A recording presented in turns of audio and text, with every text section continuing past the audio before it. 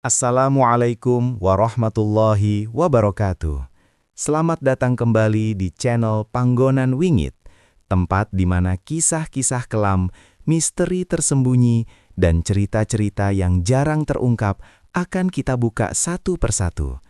Di sini, kita tidak hanya mendengar cerita, kita menyelami jejaknya.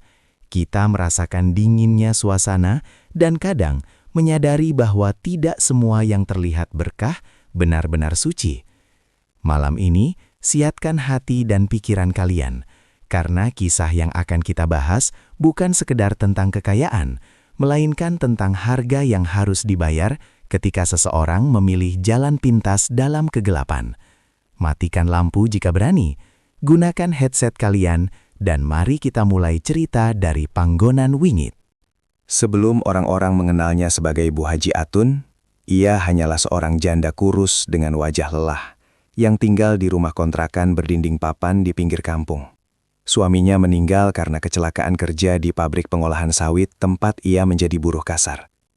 Mesin pres yang sudah tua meledak, dan sejak hari itu, hidup Bu Atun seperti ikut hancur bersama suara dentuman besi. Ia ditinggalkan dua anak yang masih kecil dan tumpukan utang biaya rumah sakit. Setiap pagi sebelum azan subuh, Bu Atun sudah bangun. Ia menanak nasi, menyiapkan bekal sederhana untuk anak-anaknya, lalu menyalakan kompor minyak untuk menggoreng tempe, tahu dan pisang yang ia titipkan di warung pasar. Tangannya sering melepuh terkena minyak panas. Bau gorengan menempel di bajunya yang cuma 2 pasang. Namun penghasilannya tak pernah cukup. Kadang dagangannya tak habis, kadang hujan turun deras dan orang-orang tak datang ke pasar. Sementara penagih utang mulai sering mengetuk pintu. "Kalau minggu depan belum bayar, rumah ini bisa kamu kosongkan," ancam pemilik kontrakan suatu sore. Tatapan tetangga pun berubah. Ada yang iba, ada yang berbisik-bisik. Beberapa bahkan menyindir halus, menyuruhnya mencari suami baru agar hidupnya terjamin. Bu Atun hanya menunduk.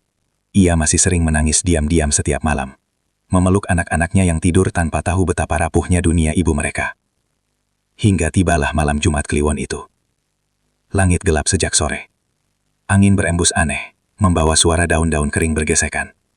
Hujan turun deras menjelang Isya. Atap seng rumah kontrakan Bu Atun berbunyi berisik, seperti dipukul ribuan batu kecil. Di dapur kecilnya, ia duduk sendirian. Minyak di wajan sudah dingin. Tak ada bahan dagangan untuk besok karena uangnya habis.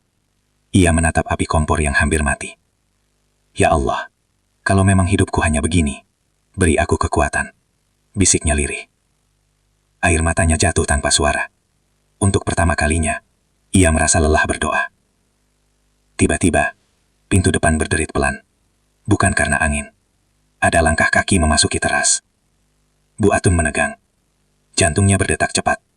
Dalam cahaya lampu redup, ia melihat seorang lelaki tua duduk di kursi bambu depan rumahnya.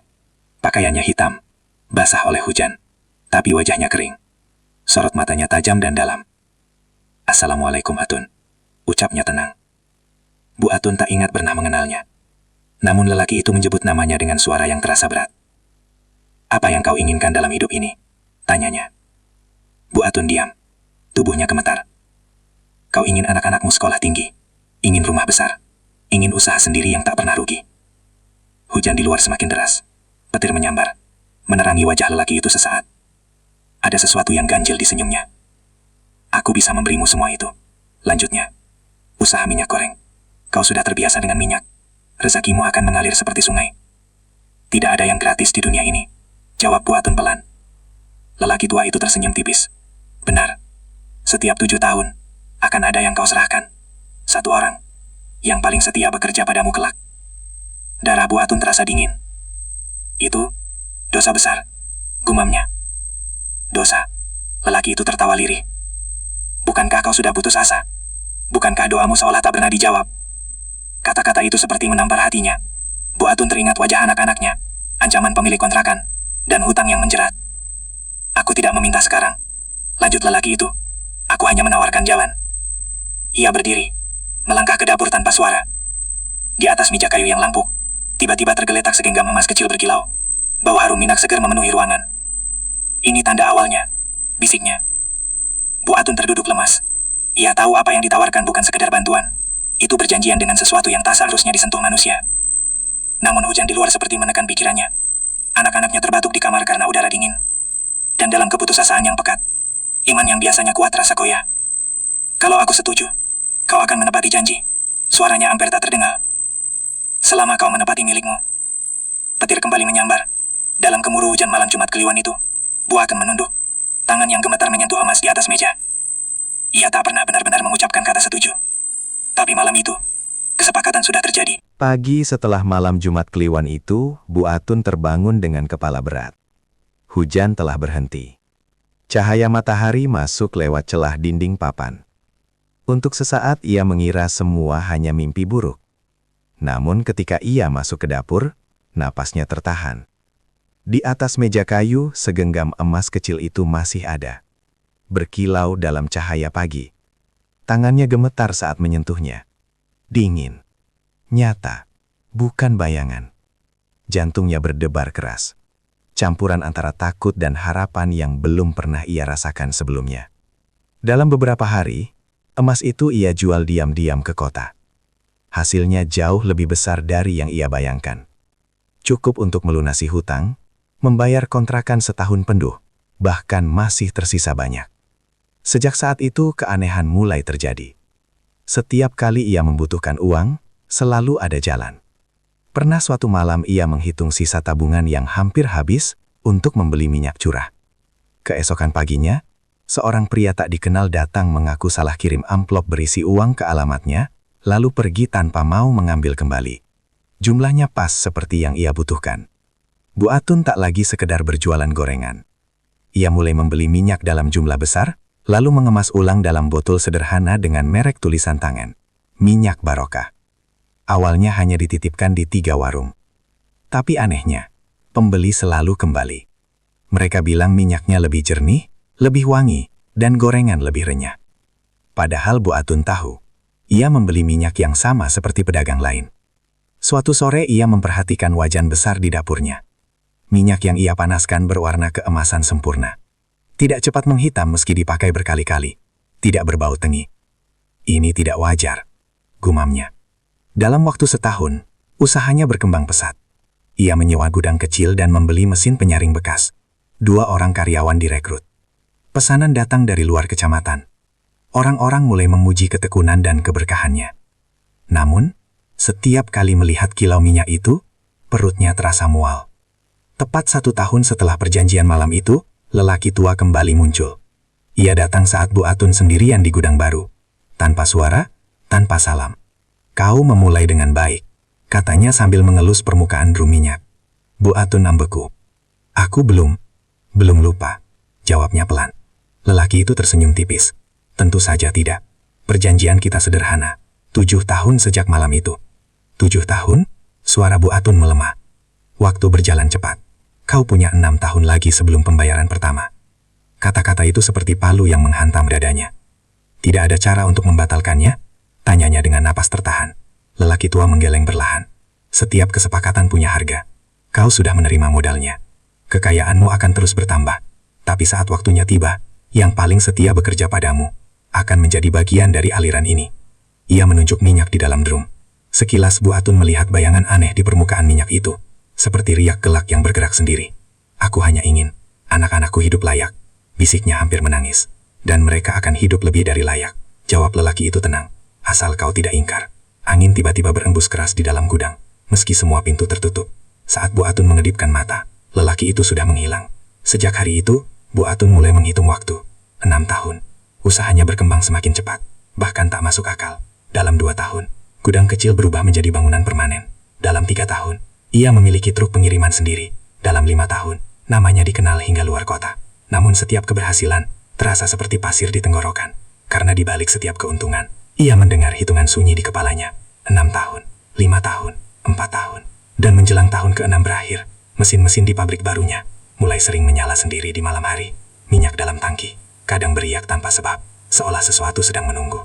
Dan Bu Atun akhirnya sadar, perjanjian itu bukan sekedar ancaman kosong. Ia memiliki tenggat waktu. 7 tahun terasa lama bagi orang lain. Tapi bagi Bu Atun, waktu itu seperti hitungan yang terus berdetak di dalam dadanya. Pabrik minyak gorengnya kini berdiri besar di pinggir jalan raya. Bangunannya permanen, dindingnya tinggi, dan suara mesin penyuling berdengung hampir sepanjang hari. Puluhan pekerja hilir mudik mengangkat drum, mengemas botol, dan memeriksa kualitas minyak yang selalu tampak sempurna. Usaha itu berkembang pesat. Pesanan datang dari luar kota, bahkan mulai masuk ke beberapa swalayan besar. Orang-orang menyebutnya pengusaha sukses yang bangkit dari keterpurukan. Di antara para pekerja, ada satu orang yang paling lama bersamanya sejak awal, Pak Wiryo. Pak Wiryo adalah pria paruh baya, tubuhnya kurus tapi kuat. Rambutnya mulai memutih, wajahnya penuh garis kerja keras. Ia ikut membantu Bu Atun sejak masih menyirwa gudang kecil. Ia yang pertama datang saat subuh dan terakhir pulang saat malam. Baginya, Bu Atun bukan sekadar bos, melainkan orang yang telah memberinya pekerjaan saat ia hampir putus asa. Kalau bukan karena ibu, saya mungkin sudah pulang kampung tanpa hasil, katanya suatu sore sambil tersenyum tulus. Bu Atun hanya membalas dengan senyum kaku. Karena ia tahu, Pak Wiryo adalah yang paling setia. Menjelang genap 7 tahun, suasana pabrik mulai terasa berbeda. Mesin-mesin kadang menyala sendiri sebelum saklar ditekan, lampu gudang berkedip tanpa sebab. Beberapa pekerja mengeluh mencium bau anyir samar yang bercampur aroma minyak panas. Ah, mungkin tikus mati, kata sebagian orang. Namun Bu Atun tahu, itu bukan tikus. Malam menjelang tepat 7 tahun sejak perjanjian itu dibuat. Hujan turun lagi, seperti malam pertama dulu. Bu Atun berdiri sendirian di ruang kantornya, memandangi area produksi dari balik kaca. Tangannya gemetar. Ia berbisik lirih. Jangan dia, jangan Pak Wiryo. Tapi perjanjian tidak pernah memberi pilihan. Pak Wiryo mendapat giliran lembur malam itu karena ada pesanan besar yang harus selesai pagi hari. Ia terlihat seperti biasa, memeriksa suhu tangki penyulingan minyak yang besar dan mendidih. Sekitar pukul 11 malam, listrik sempat padam beberapa detik, hanya sebentar. Namun teriakan memecah keheningan. Para pekerja berlari menuju ruang penyulingan. Tangki minyak panas yang biasanya tertutup rapat terbuka sebagian. Di lantai, ada jejak sepatu yang licin oleh minyak. Pak Wiryo tidak terlihat. Beberapa detik kemudian, salah satu pekerja menunjuk ke dalam tangki. Tubuh Pak Wiryo sudah tak bisa diselamatkan. Polisi menyimpulkan itu kecelakaan kerja. Katanya, mungkin ia terpeleset saat memeriksa mesin. Tidak ada saksi yang benar-benar melihat. CCTV di sudut ruangan mendadak mati tepat saat listrik padam. Bu Atun pingsan di lokasi. Tangisnya pecah saat jenazah dibawa pergi. Ia membiayai seluruh pemakaman, memberi santunan besar pada keluarga Pak Wiryo, bahkan membangun rumah kecil untuk istri dan anaknya. Semua orang memuji kebaikannya. Tapi di malam setelah pemakaman, Bu Atun duduk sendirian di ruang produksi yang sepi. Tangki penyulingan berdiri tegak di depannya. Permukaan minyak di dalamnya tampak tenang. Lalu beriak pelan. Dari balik bayangan mesin, suara berat itu terdengar lagi. Pembayaran pertama telah diterima.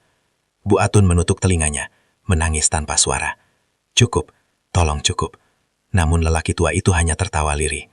Anehnya, sejak kematian Pak Wiryo, usaha pabrik justru melonjak tajam. Pesanan meningkat 2 kali lipat. Investor datang menawarkan kerjasama. Minyaknya semakin terkenal karena kualitasnya yang luar biasa stabil. Keuntungan yang masuk melebihi tahun-tahun sebelumnya. Orang-orang menyebut kematian itu musibah yang menyedihkan, tapi tak ada yang mengaitkannya dengan hal lain. Hanya Bu Atun yang tahu bahwa kemakmuran itu dibayar mahal, dan hitungan waktu telah diulang kembali. 6 tahun lagi. Sejak kematian Pak Wiryo, usaha pabrik minyak goreng itu melesat seperti tak tersentuh krisis. Gudang diperluas, mesin diganti yang lebih modern, dan jumlah pekerja bertambah 2 kali lipat. Truk-truk berlogo Barokah hilir mudik setiap hari membawa drum minyak ke berbagai kota. Rumah kontrakan berdinding papan sudah lama ditinggalkan. Kini Bu Atun tinggal di rumah besar bercat putih dengan pagar tinggi dan halaman luas. Di terasnya berdiri pot-pot bunga tertata rapi, dan lampu taman menyala terang setiap malam. Wajahnya pun berubah. Ia tak lagi tampak seperti janda lelah yang menjajakan gorengan. Pakaiannya rapi, kerudungnya mahal, tutur katanya lembut. Orang-orang mulai menyebutnya pengusaha sukses yang bangkit karena kerja keras dan doa. Setiap Jumat, ia membagikan nasi kotak ke masjid. Setiap bulan, ia menyumbang ke pesantren dan panti asuhan. Namanya sering disebut dalam doa-doa setelah sholat. Banyak yang datang meminta bantuan, dan hampir tak pernah ia menolak. Rezeki ini titipan Allah, katanya rendah hati setiap kali dipuji. Beberapa tahun kemudian, ia berangkat haji. Kepulangannya disambut meriah. Spanduk ucapan selamat terpasang di depan pabrik. Sejak saat itu, namanya berubah. Bu Haji Atun. Gelar itu membuat citranya semakin kuat. Ia dianggap simbol keberkahan. Banyak orang percaya, minyak goreng buatannya bukan hanya berkualitas, tapi juga membawa rezeki bagi yang menjualnya. Namun tak ada yang tahu apa yang terjadi di balik bangunan pabrik yang megah itu. Setelah pabrik diperluas, satu bagian lama tidak pernah dibongkar. Di bawah gudang lama, tersembunyi sebuah ruangan kecil yang hanya bisa diakses melalui pintu besi di balik tumpukan hardus. Disitulah ritual mulai rutin dilakukan. Awalnya hanya sekali setahun, lalu menjadi setiap beberapa bulan. Bu Haji Atun turun sendirian membawa sesajen. Bunga 7 rupa, kemenyan, dan kendi kecil berisi minyak paling jernih dari produksi pertama hari itu. Ruangan itu lembab, dindingnya menghitam oleh jelaga. Di tengahnya ada tungku besi bundar yang tak tersambung dengan mesin manapun. Api di dalamnya menyala tanpa kayu. Setiap kali ia berdiri di sana, udara terasa berat. Lelaki tua itu selalu muncul dari sudut gelap ruangan. "Kau semakin taat di luar," katanya suatu malam. Bu Atun menunduk. "Aku hanya menjalani kewajiban. Tapi kau juga menjalani kewajiban yang lain." Ia tak pernah membantah lagi. Setelah pembayaran pertama, hatinya seperti terbelah dua. Di luar ia adalah dermawan, di dalam ia menyimpan ketakutan. Terkadang ia mencoba berdoa lebih lama, berharap ada pengampunan. Namun setiap kali ia berniat berhenti melakukan ritual, mesin-mesin di atas bergetar keras tanpa sebab, seolah mengingatkan bahwa perjanjian masih hidup. Tahun demi tahun berlalu. Kekayaannya terus bertambah. Anak-anaknya masuk sekolah terbaik. Rumahnya semakin megah. Nama Barokah makin dikenal luas. Namun di sudut kalender pribadinya, ia selalu menandai satu tanggal. Tanggal genap 7 tahun berikutnya. Ketika hitungan itu mendekat, tanda-tanda mulai muncul lagi. Lampu gudang sering padam mendadak. Minyak dalam tangki utama kadang beriak sendiri. Beberapa pekerja lama mulai mengeluh mimpi buruk tentang terjatuh ke dalam cairan panas. Suatu malam, saat Bu Haji Atun berdiri di ruang bawah tanah, lelaki tua itu berkata pelan. Waktu berjalan cepat. Jantungnya terasa berhenti. "Belum," bisiknya. Meski ia tahu hitungan itu hampir selesai. Lelaki tua tersenyum tipis. Siklus tidak pernah berhenti. Di atas ruangan itu, mesin penyulingan berdengung lebih keras dari biasanya. Dan Bu Haji Atun sadar. 7 tahun kedua hampir tiba. Perjanjian belum selesai. Shri mulai bekerja di pabrik sejak bangunannya masih setengah jadi. Saat itu, ia masih gadis belia, baru lulus sekolah menengah, dan membantu ibunya yang sakit-sakitan. Tubuhnya kecil, wajahnya polos, dan tutur katanya lembut. Ia ditempatkan di bagian pengepakan, menyegel botol-botol minyak dengan rapi dan cepat. Shri termasuk pekerja yang jarang mengeluh. Ia sering datang lebih awal dan pulang paling akhir jika dibutuhkan. Bahkan setelah pabrik semakin besar dan banyak pekerja baru berdatangan, Shri tetap bertahan. "Selama Bu Haji masih percaya sama saya tidak akan pindah," katanya suatu siang kepada teman-temannya. Ia memang dekat dengan Bu Haji Atun. Beberapa kali Shri dipanggil ke rumah besar itu untuk membantu acara pengajian. Bu Haji sering memberinya bingkisan atau tambahan uang lembur. Namun menjelang genap 7 tahun kedua, suasana pabrik kembali berubah. Mesin penyulingan kadang menyala sendiri di luar jam kerja. Petugas keamanan sering mendengar suara dentuman dari ruang produksi, padahal semua sudah dimatikan. Bau anyir yang aneh mulai tercium di sekitar tangki besar. Bukan bau minyak biasa, tapi seperti sesuatu yang terbakar. "Ah, mungkin tikus lagi," celetuk salah satu karyawan. Tapi yang lain mulai berbisik pelan. "Dulu sebelum Pak Wiryo meninggal juga begini." Nama itu disebut dengan suara setengah takut. Beberapa pekerja lama saling pandang. Mereka mulai menyadari pola yang tak ingin mereka akui. Shri termasuk yang mendengar bisikan-bisikan itu. Ia sempat tertawa kecil, mencoba mengusir rasa takut. "Masa iya pabrik sebesar ini ada yang aneh-aneh," katanya. Namun malam itu, ia mendapat jadwal lembur. Pesanan sedang banyak. Shri bersama 2 pekerja lain bertugas di shift malam bagian pengepakan. Sekitar pukul 10, mesin pengisian otomatis sempat berhenti mendadak. Lampu berkedip beberapa kali. Salah satu pekerja memilih pulang lebih awal karena merasa tidak enak badan. Tinggallah Shri dan satu petugas keamanan di area itu. Hujan turun tipis di luar, angin membuat pintu gudang berderit pelan. Shri memeriksa tumpukan kardus di dekat gudang lama. Di sana lampunya lebih redup. Bau anyir itu kembali tercium, lebih kuat dari biasanya. "Pak, bau apa ini?" teriaknya pada satpam yang berjaga di depan. Tak ada jawaban. Saat ia berbalik, mesin penyulingan utama yang seharusnya mati tiba-tiba berdengung keras. Tangki besar bergetar halus. Shri mundur beberapa langkah, jantungnya berdebar. Di permukaan minyak dalam tangki, tampak riak gelap yang bergerak perlahan. Shri hendak lari, tapi lantai terasa licin. Keesokan paginya, pabrik geger. Shri tidak ada di rumah, tidak ada kabar. Di lantai dekat gudang lama ditemukan sepasang sandal dan bercak minyak yang mengarah ke ruang penyulingan. CCTV malam itu mati, tepat pukul 10:12. Pencarian dilakukan, polisi datang. Namun tak ada tubuh, tak ada jejak jelas, hanya tangki penyulingan yang tertutup rapat seperti biasa. Isu pun menyebar, beberapa pekerja lama memilih resign. Ada yang bilang Shri kabur karena punya masalah keluarga, ada yang berbisik lebih pelan, menyebut kata tumbal. Bu Haji Atun tampil paling terpukul. Ia menangis saat memberi keterangan pada polisi. Ia memberi santunan besar pada keluarga Shri dan membantu biaya ibunya yang sakit. Namun malam itu, di ruang bawah tanah, ia berdiri gemetar di depan tungku. "Aku sudah menepati." Suara lelaki tua terdengar dari balik bayangan. "Dia masih muda," bisik Bu Haji Atun dengan air mata mengalir. "Kau tidak memilih, perjanjian memilih sendiri." Di atas mereka, mesin berdengung merih pelan seolah puas. Sejak hilangnya Shri, keuntungan pabrik kembali melonjak. Kontrak besar dengan distributor nasional berhasil didapat. Nama Barokah semakin dikenal luas. Namun di balik wajah dermawan dan senyum religiusnya, hati Bu Haji Atun semakin retak. Ia mulai sulit tidur. Setiap kali memejamkan mata, ia melihat wajah Shri berdiri di tepi tangki minyak, menatapnya tanpa suara. Dan di sudut kalendernya, hitungan 7 tahun kembali dimulai. Sejak Shri menghilang, suasana pabrik tidak pernah benar-benar kembali normal. Beberapa pekerja lama memilih keluar. Yang bertahan hanya mereka yang sangat membutuhkan pekerjaan atau tidak ingin percaya pada bisik-bisik mistis yang beredar. Di antara pekerja baru, ada seorang teknisi muda bernama Rizal. Rizal baru bekerja 2 tahun di bagian perawatan mesin. Ia lulusan sekolah teknik, cerdas dan cukup berani.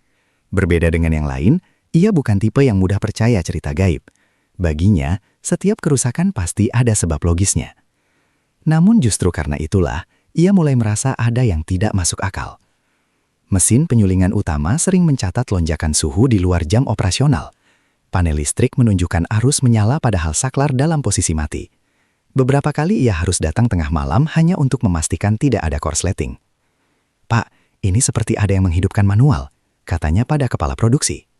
"Tapi siapa? Semua sudah pulang," jawab atasannya singkat. Suatu malam Rizal mendapat laporan dari satpam bahwa lampu gudang lama berkedip terus. Ia mengambil senter dan kunci cadangan, lalu masuk sendirian. Gudang lama itu jarang dipakai. Kardus-kardus kosong ditumpuk tinggi. Udara di dalamnya pengap dan berbau aneh, seperti campuran minyak dan sesuatu yang membusuk pelan. Saat memeriksa panel listrik di sudut ruangan, kakinya tak sengaja menyenggol salah satu rak besi. Rak itu bergeser sedikit, memperlihatkan celah di dinding belakang. Rizal mengerutkan kening. Di balik rak ada pintu besi kecil yang hampir tak terlihat. Terkunci rapat, tapi gemboknya sudah berkarat. Aneh, karena dalam denah bangunan yang pernah ia lihat, tidak ada ruangan di bagian itu. Rasa penasaran mengalahkan ketakutan. Ia kembali ke ruang peralatan dan mengambil obeng besar untuk membuka paksa gembok yang rapuh. Dengan bunyi berderit panjang, pintu itu terbuka. Tangga sempit menurun ke bawah, hanya diterangi cahaya senter di tangannya. Udara dari dalam terasa lebih dingin dan lembab. Bau anyir yang selama ini samar kini terasa jelas menusuk hidung. Rizal menelan ludah dan melangkah turun. Di bawah sana ia menemukan ruangan berdinding semen trasar yang menghitam oleh jelaga. Di tengah ruangan berdiri tungku besi bundar, seperti kuali raksasa yang tidak terhubung ke mesin apapun. Di sekelilingnya ada bekas abu, lilin setengah meleleh, dan sisa bunga kering. Yang membuat darahnya membeku adalah dinding di sebelah kanan. Di sana tertempel foto-foto dalam bingkai sederhana. Foto Pak Wiryo, foto Sri, dan beberapa wajah lain yang ia kenali sebagai mantan karyawan lama yang sudah keluar atau meninggal karena kecelakaan. Di bawah setiap foto ada tanggal, tepat selisih 7 tahun. "Ini apa?" bisiknya pelan. Tiba-tiba ia mendengar suara langkah dari atas tangga. Rizal mematikan senter dan bersembunyi di balik pilar semen. Langkah itu turun perlahan. Dalam cahaya temaram lilin yang entah sejak kapan menyala di tungku, Rizal melihat sosok Bu Haji Atun berdiri di tengah ruangan. Wajahnya pucat, tidak seperti biasanya. Di tangannya ada kendi kecil berisi minyak yang tampak lebih pekat dari biasanya. Beberapa detik kemudian, sosok lain muncul dari sudut gelap ruangan. Lelaki tua berbaju hitam. Rizal menahan napas. "Kau semakin gelisah," suara lelaki itu berat dan dalam. "Aku hanya menjalankan yang harus," jawab Bu Haji lirih. Waktu terus berjalan. Kau tahu siapa yang paling lama sekarang? Rizal merasakan jantungnya seperti berhenti. Ia tiba-tiba sadar, dirinya sudah bekerja lebih lama dari sebagian besar teknisi lain. Ia termasuk yang paling sering lembur dan dipercaya menangani mesin utama. Belum, suara Bu Haji terdengar gemetar. Masih ada waktu. Waktu tidak pernah berhenti. Jawab lelaki tua itu sambil menoleh perlahan, seolah tahu ada yang mengintip. Tatapan matanya seperti menembus kegelapan, tepat ke arah Rizal bersembunyi. Rizal merasakan hawa dingin menjalar dari tengkuk ke punggungnya. Ia tak berani bergerak, tubuhnya gemetar. Beberapa detik terasa seperti selamanya. Lalu lilin-lilin di ruangan itu padam bersamaan. Dalam kegelapan total, Rizal mendengar bisikan pelan di dekat telinganya. Kau sudah melihat terlalu banyak. Saat ia berani membuka mata dan menyalakan senter, ruangan itu kosong. Bu Haji dan lelaki tua itu telah menghilang. Rizal berdiri terpaku di tengah ruang bawah tanah, menatap foto-foto di dinding. Dan untuk pertama kalinya, ia sadar. Ia mungkin bukan sekedar saksi. Ia mungkin calon berikutnya. Sejak malam Rizal menemukan ruang bawah tanah, suasana pabrik semakin tegang. Mesin-mesin sering berbunyi tanpa sebab. Tangki penyulingan utama beberapa kali mencatat suhu melonjak drastis, padahal tidak sedang digunakan. Rizal ingin melapor, tetapi ia ragu. Siapa yang akan percaya cerita tentang ruangan tersembunyi dan foto-foto korban? Ia mulai lebih waspada, mencatat setiap kejanggalan, dan menghindari lembur sendirian. Sementara itu, di sisi lain bangunan megah itu, Bu Haji Atun mulai kehilangan ketenangan yang selama ini ia pakai sebagai topeng. Hitungan 7 tahun ketiga hampir genap. Di ruang bawah tanah, ia berdiri di depan tungku besi dengan wajah pucat. Tangannya menggenggam tasbih, bibirnya komat kamit berdoa. "Aku mohon, cukup sampai di sini," bisiknya lirih. Api dalam tungku menyala lebih tinggi, meski tak ada kayu atau bahan bakar. Udara di ruangan menjadi berat. Lelaki tua itu muncul seperti biasa dari sudut gelap. "Permohonanmu tidak mengubah apapun," suaranya tenang. Hampir datar. "Aku sudah menepati 2 kali. Suara Bu Haji bergetar. "Aku sudah memberi. Jangan lagi ambil orang yang tidak tahu apa-apa." Lelaki itu menatapnya tanpa ekspresi. "Kau yang memilih jalan ini. Kau yang menerima modalnya. Kau menikmati hasilnya. Aku bisa berhenti. Aku bisa tutup pabriknya," teriak Bu Haji. Lelaki itu tersenyum tipis. "Perjanjian tidak terikat pada bangunan. Ia terikat pada aliran rezeki yang kau terima. Selama kau menikmati hasilnya, hutang tetap berjalan." Bu Haji terdiam. Air matanya jatuh tanpa suara. "Siapa sekarang?" tanyanya pelan. Hampir tak berani. "Kepala produksi, yang paling lama setelah yang lain pergi." Nama itu sudah ada di pikirannya sebelum ia mendengarnya. Pak Darto. Pak Darto adalah pria tegas dan disiplin. Ia menggantikan posisi Pak Wiryo bertahun-tahun lalu. Ia tahu hampir semua seluk-beluk mesin. Ia pula yang paling dipercaya untuk mengatur jadwal produksi. Pak Darto punya 2 anak yang masih sekolah. Ia sering lembur tanpa banyak protes. Malam sebelum tanggal genap itu, Pak Darto mendapat panggilan dari kantor pusat untuk mengecek mesin penyulingan utama yang katanya mengalami gangguan tekanan. Rizal sempat melihatnya berjalan menuju ruang produksi. "Pak, saya ikut," tawar Rizal. "Tidak usah, cuma cek sebentar," jawab Pak Darto sambil tersenyum. Hujan turun deras malam itu. Petir sesekali menyambar, menerangi area pabrik. Di ruang produksi, mesin penyulingan berdengung lebih keras dari biasanya. Tangki utama bergetar halus, lantai terasa lebih licin.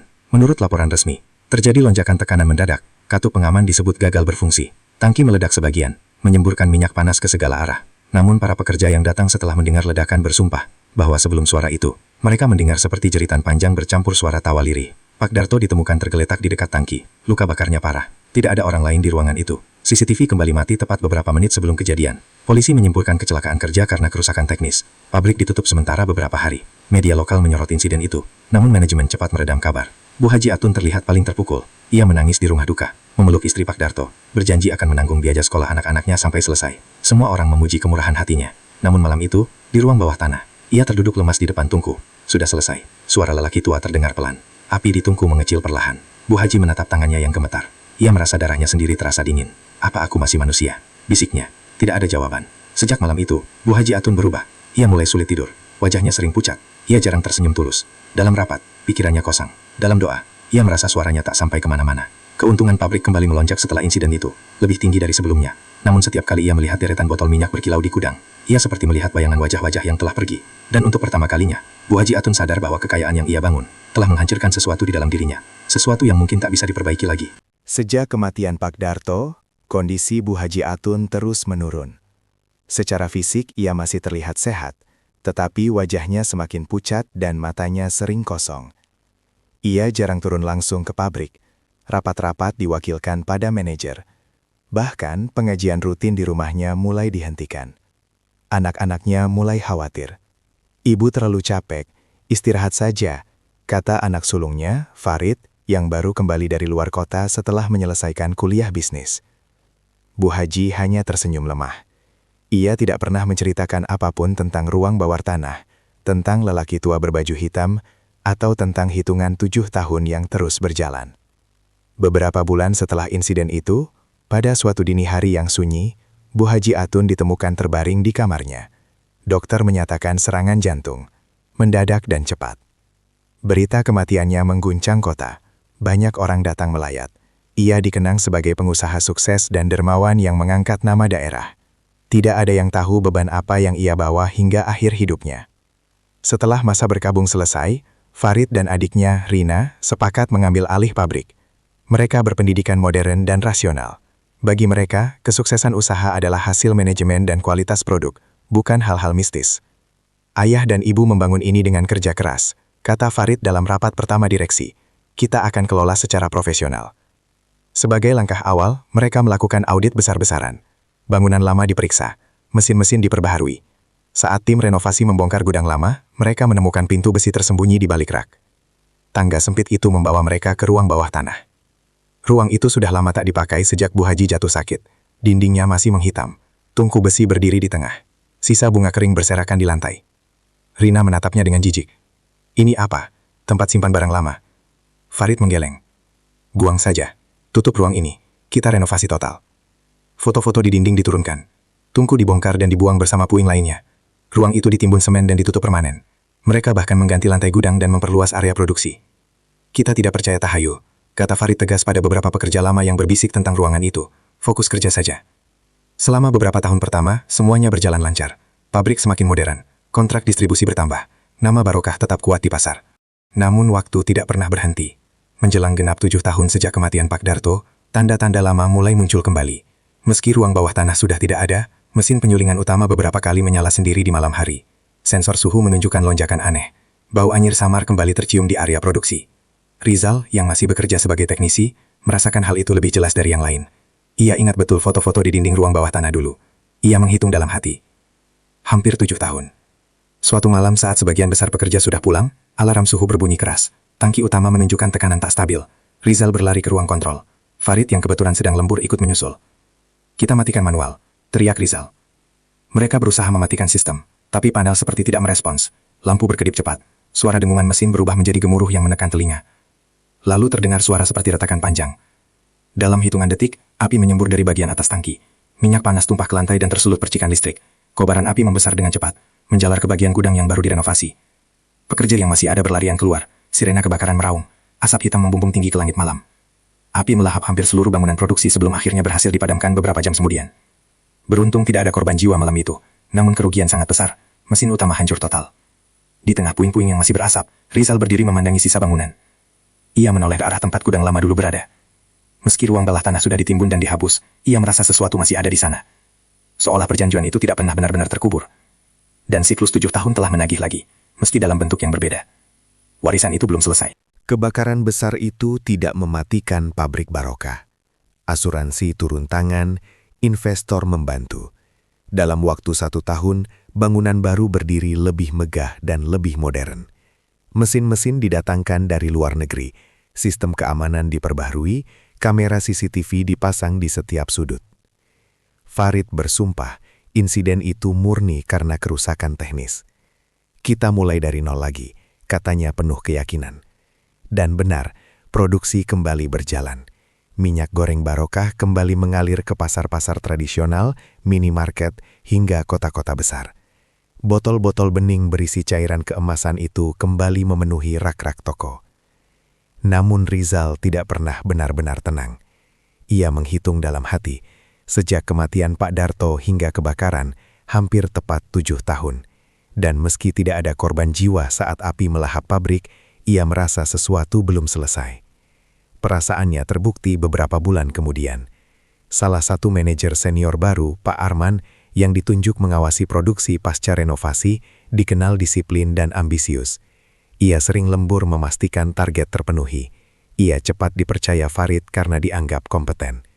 Suatu malam, Pak Arman memutuskan memeriksa jalur penyulingan seorang diri, setelah menerima laporan sensor tekanan yang kembali menunjukkan angka aneh. Pagi harinya, ia ditemukan terbaring di lantai ruang produksi. Tidak ada tanda kekerasan, tidak ada ledakan, hanya tubuhnya yang kaku dengan wajah pucat seperti kehilangan darah. Dokter menyatakan serangan jantung mendadak. Anehnya, rekaman CCTV di ruang itu kembali kosong selama hampir 5 menit sebelum tubuhnya ditemukan.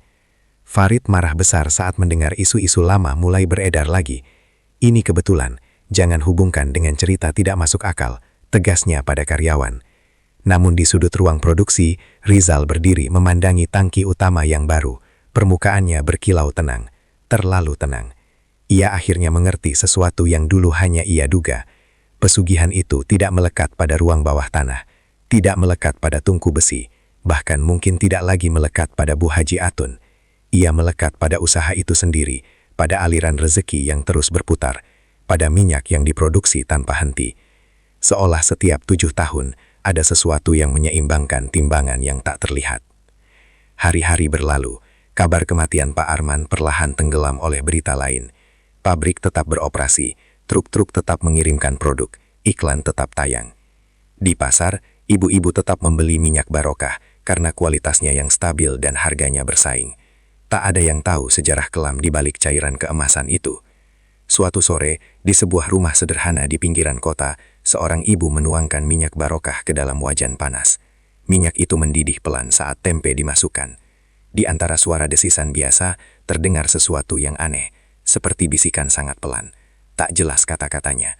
Ibu itu berhenti sejenak, mengernyitkan dahi, lalu menggeleng dan melanjutkan memasak. Sementara itu, di kantor pusat yang baru direnovasi, Farid menatap laporan keuangan yang kembali menunjukkan keuntungan tinggi. Ia tersenyum puas. Di sudut ruang produksi, Rizal berdiri sendirian. Ia memandangi tangki utama yang kini mengilap bersih. Untuk sesaat, ia melihat riak kecil bergerak di permukaan minyak, meski mesin sedang mati. Ia teringat wajah Pak Wiryo, Sri, Pak Darto, Pak Arman. Hitungan waktu kembali berjalan, 7 tahun tidak pernah benar-benar hilang. Dan di dalam setiap tetes minyak yang mengalir ke pasar, mungkin ada sesuatu yang belum selesai. Karena kekayaan yang datang terlalu cepat, seringkali tidak pernah benar-benar suci. Ia selalu meminta harga, meski tidak semua orang bisa melihatnya. Dan akhirnya, kita sampai di penghujung kisah tentang minyak yang tak pernah suci. Sebuah cerita yang mengingatkan kita bahwa tidak semua kesuksesan lahir dari kerja keras semata, dan tidak semua kekayaan datang tanpa bayaran. Ada harga yang kadang tak terlihat, ada hutang yang tak tercatat di dunia, tapi tetap ditagih, cepat atau lambat.